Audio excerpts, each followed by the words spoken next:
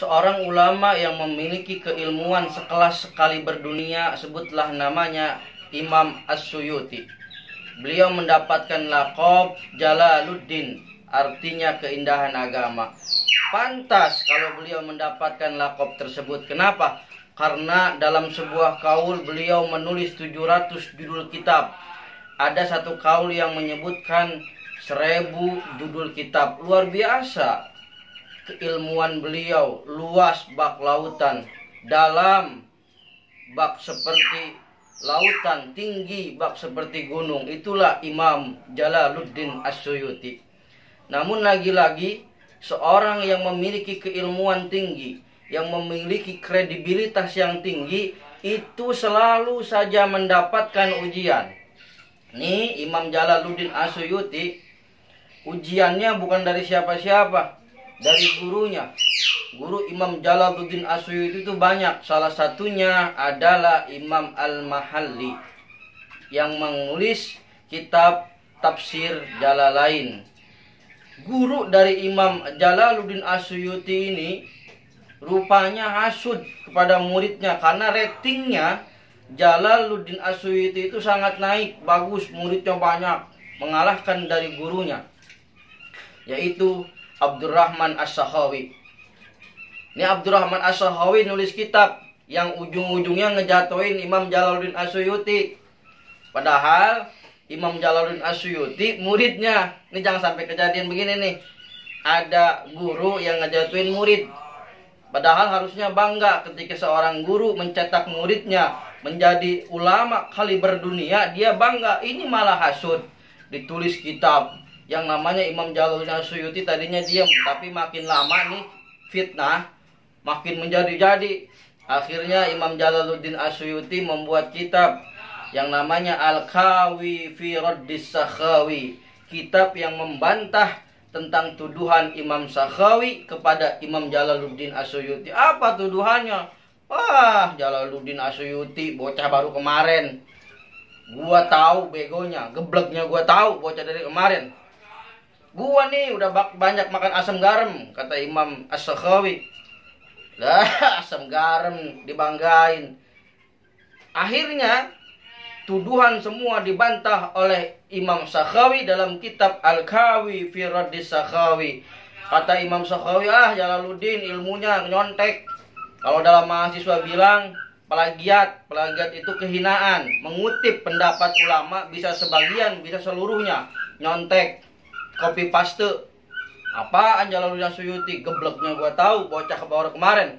Ini jangan sampai kejadian kayak begitu. Ada anak muda di kampung kita baru beres dari pesantren, ilmunya dalam, wawasannya luas. Kemudian kita sebagai tokoh di situ menutup anak muda itu supaya tidak bisa tampil, tidak bisa mengembangkan keilmuannya. Ini yang salah besar. Imam Jalaluddin dibantah oleh Imam Jalaluddin As-Suyuti dalam kitabnya. Dibantah, difitnah lagi, katanya Jalaluddin As-Suyuti anak durhaka, tidak berbakti kepada emaknya. Tapi dalam satu kisah diceritakan di dalam kitab tersebut bahwa Imam Jalaluddin As-Suyuti meninggal lebih dulu ketimbang emaknya. Ketika Imam Jalaluddin As-Suyuti meninggal, emaknya membuatkan satu kubah yang itu artinya bahwa Jalaluddin As-Suyuti adalah seorang ulama yang memang berbakti kepada emaknya. Ini jangan ditiru.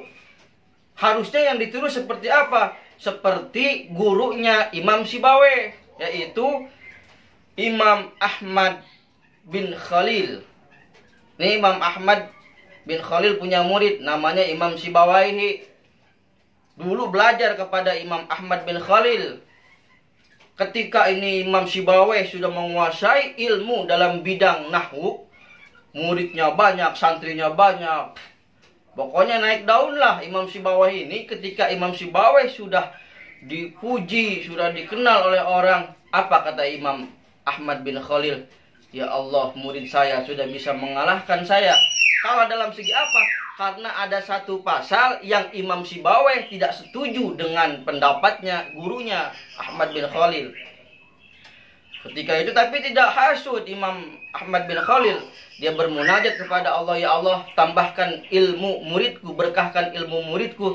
tapi tambahkan juga ilmuku ya Allah. Apa doa Imam Ahmad bin Khalil? Allahumma rzuqni ilman lam yasbiqhu ahad. Ya Rob, tambahkan ilmu yang orang lain belum punya ilmu itu. Itu munajatnya Imam Ahmad bin Khalil.